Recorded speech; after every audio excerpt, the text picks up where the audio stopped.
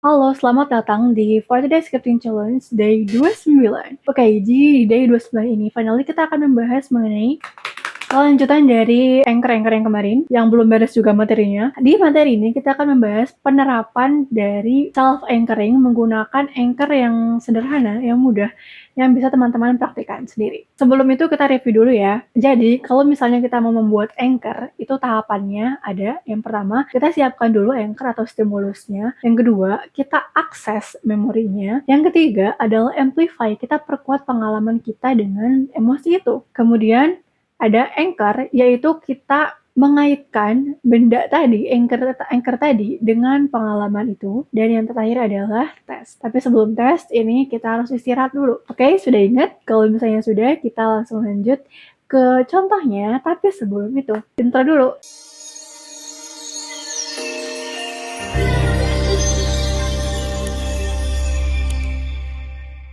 Oke teman-teman, kemarin kan aku mention ya, jadi ada setidaknya 3 anchor yang bisa teman-teman pakai kategorinya ya. Ada yang berupa visual, ada yang berupa kinestetik, ada juga yang berupa audio, ya kan? Aku kasih contoh, misalnya teman-teman mau menggunakan visual sebagai anchornya. Misalnya teman-teman pilih adalah foto keluarga, atau mungkin spesifiknya foto orang tua. Dan emosi yang pengen teman-teman trigger adalah emosi semangat bekerja, misalnya kayak gitu kan. Nah, ketika teman-teman akses, ini contoh aja ya. Misalnya ketika teman-teman mengakses memori itu, teman-teman bayangkan suatu memori di mana teman-teman tuh merasa tiba-tiba semangat bekerja. Misalnya teman-teman bisa bayangkan ketika ayah atau ibu ayah ibu kalian itu bekerja keras sampai keringetan misalnya demi menghidupi keluarga. Misalnya ayah yang baru pulang dari kantor dalam kondisi lelah, keringetan, kucel, kusam, bau gitu kan. Tapi itu semua dilakukan demi biar anak-anaknya bisa makan, bisa sekolah, bisa kuliah, atau juga ibu yang di rumah yang ngurusin rumah misalnya, atau mungkin ibu yang kerja juga sama aja, sama-sama lelah kan ya. Terus misalnya teman-teman ngerasain bahwa, aduh kasihan banget orang tua aku, demi aku mereka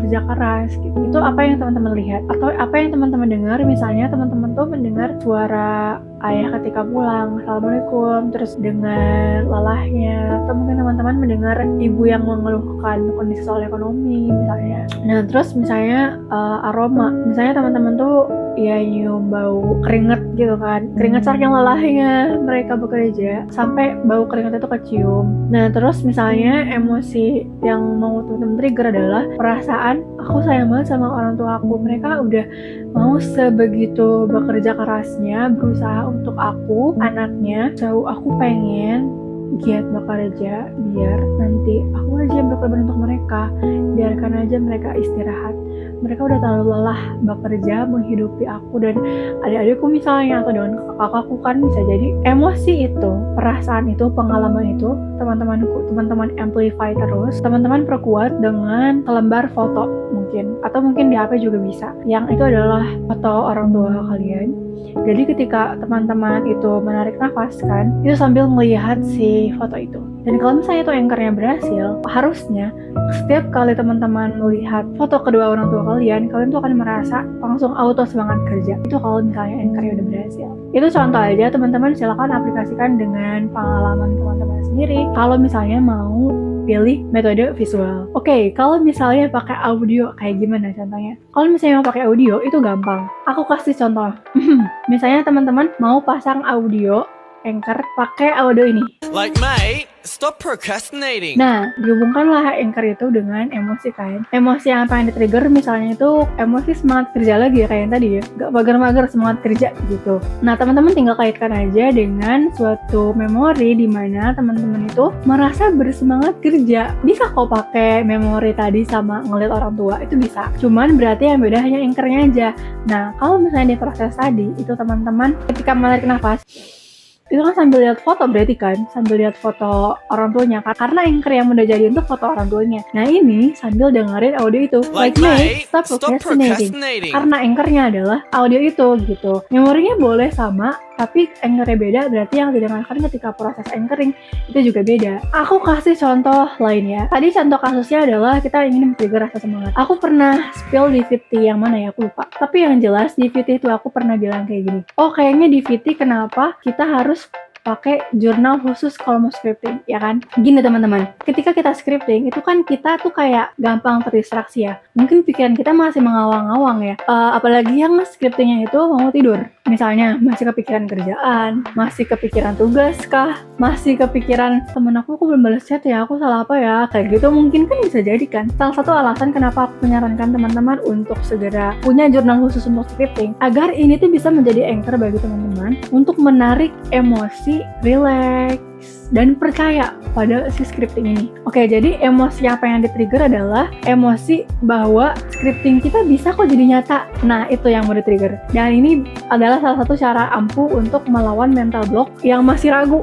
Kira-kira scriptingnya bisa jadi nyata nggak ya? Dan ini berarti jatuhnya kinestetik ya, karena teman-teman itu menulis kan. Jadi nanti ketika anchoring itu sambil kayak dibuka di Dreams Note-nya, terus sambil kayak ditulis gitu. Memori yang bisa teman-teman akses adalah memori ketika, misalnya kalau teman-teman udah pernah ngalamin kejadian ya, kejadian ketika teman-teman itu serasa kok ajaib banget sih, baru aja berdoa kemarin, tapi hari ini tuh udah diijabah lagi doanya, kayak gitu bisa. Kayak contoh kecil, sederhana banget, tapi itu bikin teman-teman kayak amazed gitu. Misalnya teman-teman tuh ngebatin, ih kayaknya enak ya makan burger ya. Terus sorenya tiba-tiba teman-teman dapat burger gitu. Dari teman kalian misalnya. Atau mungkin dibawain orang tua. Karena aku pernah ngalamin kejadian itu, dan itu tuh hal yang ajaib ya. Kayak keren banget ya, baru minta tadi pagi loh. Udah dikasih lagi sorenya gitu. Teman-teman tangkap emosi takjub. Kayak wow, ini amazing banget. Kira-kira apa yang teman-teman lihat ketika memori itu datang, kemudian apa yang teman-teman rasakan, dan ada pengalaman fisik apa enggak yang teman-teman rasakan. Misalnya kayak jadi semangat atau apa, itu kan beda ya tiap orang ya.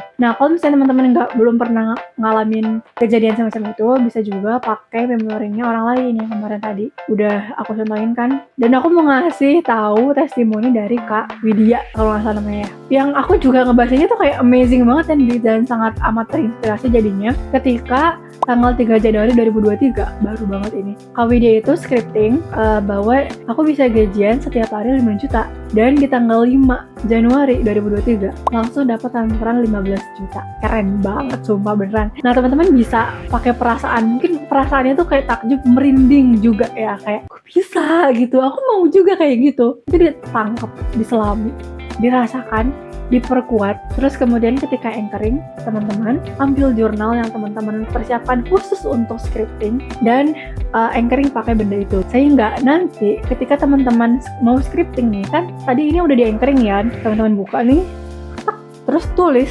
Ketika menulis itu seketika teman-teman menarik perasaan takjub tadi, dan jadinya teman-teman akan percaya bahwa scriptingnya itu bakal kejadian. Jadi nggak ada lagi tuh mental block, karena kan salah satu sebab scripting kita nggak jadi nyata itu karena kita nggak percaya kalau scripting kita itu bisa jadi nyata gitu. Nah, menangkalnya itu dengan cara anchoring. Makanya kenapa aku bilang penting banget guys untuk punya jurnal khusus untuk scripting, jangan dicampur dengan hal yang lain. Oke, aku akan kasih contoh satu benda lagi. Ini terkait dengan kinestetik juga. Aku mau ceritain soal background benda ini, tapi sebelumnya aku mau ngasih tahu soal sedikit cerita aku, kisah hidup aku. Kisah hidup gak tuh berasa apa gitu. If you guys know, aku tuh sebenarnya adalah dulu orang yang amat sangat insecure, minderan, pendiam parah. Aku juga kayak gak banyak bergaul gitu lah sama orang, kayak aku orangnya awkward banget, dan pasti orang-orang tuh kalau ngeliat aku bakal nganggep kalau ini mah gak asik diajak nongkrong, gak asik diajak main. So I was a lone wolf, tapi gak tau wolf atau bukan dulu ya. Kalian yang kenal aku dari SMP SMA mungkin akan sedikit kaget karena kok bisa seorang Putri Salsabila nih jadi seperti sekarang. Dia lebih berani untuk speak up, untuk ngomong depan umum, bahkan sampai ke tahap bisa jadi content creator.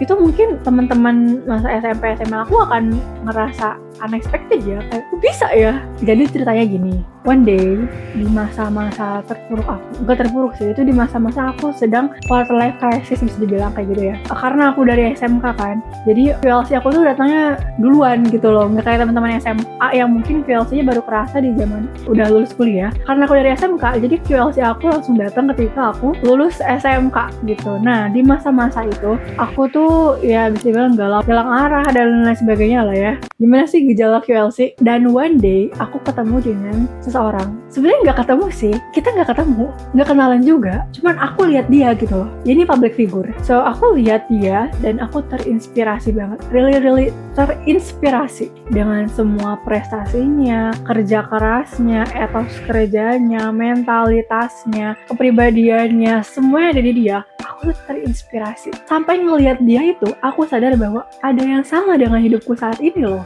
Ternyata hidupku tuh harusnya nggak kayak gini gitu loh. Akhirnya aku evaluasi diri besar-besaran tuh. Aku merenung sama, karena ya kita kan nggak kayak apa ya, nggak kayak Rasulullah yang diam di bawah hiro gitu kan, atau nggak kayak Siddhartha Gautama yang dia tuh merenung di bawah pohon, lupa, terus dia dapat kayak wahyu gitu kan. Nggak, aku tuh ya merenung sambil jalan aja kehidupan gitu kan. Jadi butuh waktu agak lama untuk nemu jawabannya. Tapi aku nemu jawabannya sih. Aku merenung, kira-kira aspek apa dalam hidup aku yang harus aku ubah? Apa yang saat itu ada dalam diri aku yang kira-kira bisa menghalangi aku untuk bisa jadi orang sukses dan berhasil? Dan ternyata guys, aku ketemu jawabannya dan aku menemukan satu fakta menarik sekaligus. Jadi, untuk menjadi orang sukses, itu memastari skill aja gak cukup.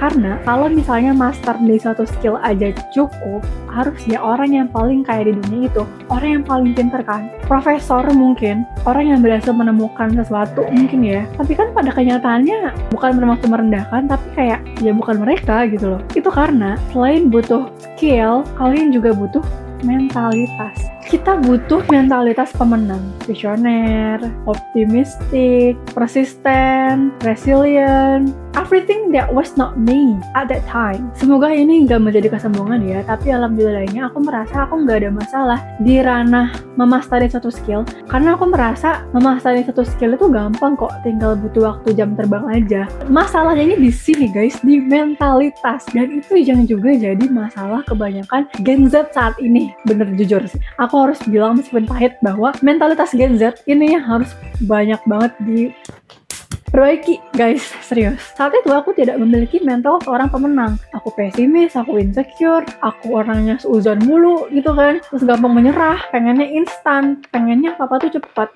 tidak menghargai proses dan lain-lain. So ya pelan-pelan sampai bisa jadi sosok yang kayak gini itu bertahun-tahun, dan bahkan sampai saat ini pun aku masih berproses untuk menjadi versi terbaik diri aku. Karena jujur, mengubah mentalitas itu gak bisa kayak kita masak Indomie instan, itu tuh gak bisa, pasti butuh proses. Nah, the thing is, tadi aku bilang bahwa mengubah mentalitas itu nggak bisa kayak masak Indomie yang instan. Iya, emang nggak bisa instan mengubah mentalitas tuh, tapi bukan berarti nggak bisa cepet. Karena aku baru tahu metode-metode untuk mengubah jati diri yang cepet gitu loh.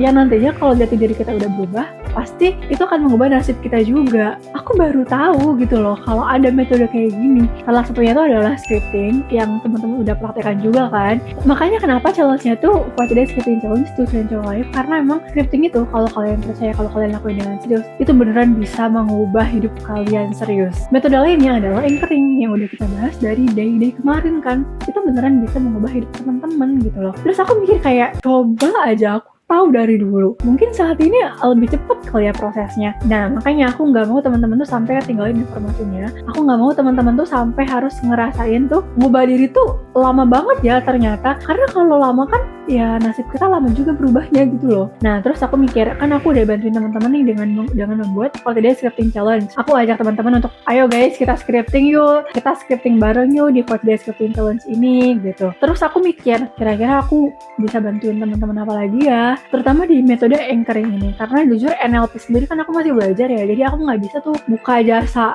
kayak praktisi NLP gitu terus installin Anchor, nggak bisa, aku nggak bisa, belum bisa maksudnya, karena masih belajar. Jadi yang bisa aku bantu adalah, oh ya udah, aku bantuin teman-teman untuk bikin Anchor-nya gitu. Jadi bukan menginstal Anchor-nya, tapi aku bantuin teman-teman untuk Anchor-nya. Jadi kan Anchor ada yang berdasarkan visual, audio, dan kinestetik. Nah, terus aku bertanya-tanya lah, kira-kira apa ya Anchor yang gampang banget teman-teman praktekin setiap hari. Jadi itu tuh nggak usah kayak scripting, kita ngeluarin waktu untuk scripting gitu kan. Itu kan kayak emang harus meluangkan waktu ya. Nah, ini tuh nggak. Teman-teman itu cukup beraktivitas sehari-hari. Tapi ketika teman-teman melakukan aktivitas itu teman-teman sedang menginstal jati diri baru dalam teman-teman, yang jati diri barunya itu pasti akan mengarahkan teman-teman ke nasib yang lebih positif. dan nanti dia akan bisa mengubah hidup teman-teman menjadi lebih baik. Dan aku ketemulah satu anchor yang bagus.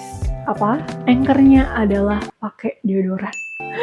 Teman-teman di sini pakai deodoran kan? Bangun tidur, mandi, terus misalnya siap-siap mau berangkat kerja atau mungkin kuliah atau mungkin sekolah, pasti kan teman-teman pakai deodoran dulu kan, diketek nih, atau mungkin pakai MBK gitu, atau mungkin pakai parfum, ya you name it lah. Tapi pokoknya kalian melakukan aktivitas itu kan. Nah, aku mikir kira-kira bisa nggak sih aktivitas itu diarahkan jadi anchor teman-teman, dan aku nemu caranya. Bentar, aku ambil dulu barangnya. Cem-cem, ini dia guys, ini adalah Wina Body Odor Serum. Namanya Wina karena ini emang produk aku. Ini adalah body odor serum yang bisa teman-teman pakai sebagai pengganti deodoran. Karena kan I know ya, some people I know. Bukan. Karena dia alergi, ada kandungan alkoholnya ya, bagaimanapun deodoran itu. Jadi bisa iritasi kan. Dan deodoran juga kan bisa bikin ketiak hitam. Di beberapa orang itu bisa ninggalin noda kuning di baju kan. Jadi teman-teman bisa ganti deodoran dengan ini, body odor serum dari Wina. Karena ini terbuat dari 100% bahan organik, jadi dia pasti aman, paraben free, alkohol free, alkohol free, carcinogenik free. Dan ini juga aku udah ngasih sampelnya ke beberapa responden dan hasilnya bagus. Nanti testimoninya bisa teman-teman lihat di link Wina Community. Nanti aku kasih linknya di description box ya. Tapi aku nggak ngebahas itu lebih jauh karena aku pengen ngenalin value utama dari Wina body odor serum ini ada di kata ini. Kalau teman-teman lihat di sini tuh ada bacaan, we know you are a winner. Kita tahu kamu adalah seorang pemenang. Dan aku pengen men-trigger perasaan pemenang teman-teman. Jadi ketika teman-teman nyemprotin ini, gitu kan, teman-teman tuh akan langsung tertrigger perasaan bahwa you are a winner. You are a winner. Jadi teman-teman akan langsung kayak dirasukin mentalitas seorang pemenang gitu kan, yang you are becoming unstoppable, optimistic, resilient, and all the good thing that exists inside a winner. Dan di samping ini tuh ada kata-kata penyemangat gitu, sebuah pesan sih sebenarnya, agar teman-teman semakin yakin bahwa you really are a winner. And with Wina Body Odor Serum, you can be a real winner. Like the real winner. Tapi aku nggak mau nyebutin kata-katanya ini apa karena biar jadi surprise aja ya teman-teman. Oke? Kalau aku sebutin di sini kan jadinya spoiler ya, terus jadi kayak nggak seru. Jadi ya mending teman-teman baca sendiri biar ngerasa semangat gitu loh. Dan BTW ini udah available di TikTok Shop Wina Community. Nanti aku kasih linknya di description box dan di komen. Dan aku mau bilang bahwa khusus untuk member Wina Community nih, karena kalian kan eksklusif ya, kalian yang udah nemenin aku dari awal. Jadi aku mau kasih kalian diskon istimewa, potongan harga yang istimewa banget, bisa sampai 50%. Serius, karena aku bersyukur itu guys punya kalian di Wina Community, karena aku berasa kayak punya teman tumbuh bareng gitu loh, teman yang sangat amat positif. Kita tumbuh bersama, kita scripting bersama, dan semoga kita bisa jadi the real winner together. Disclaimer dulu, teman-teman sebenarnya nggak perlu menjadikan ini sebagai anchor. Kalau misalnya teman-teman pengen pakai anchor yang lain, it's okay, nggak masalah.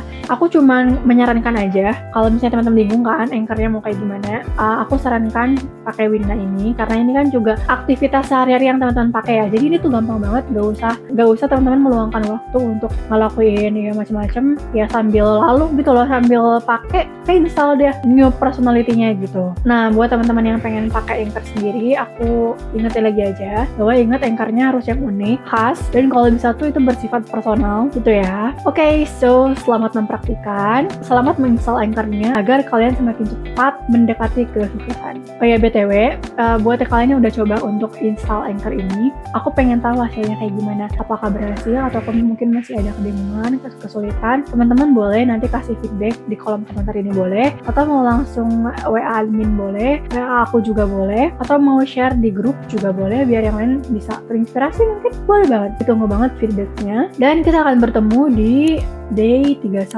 atau 30 mungkin. Aku lihat dulu sih. Buat teman-teman yang belum subscribe, jangan lupa untuk dukungannya, subscribe, like juga ya. So bye bye.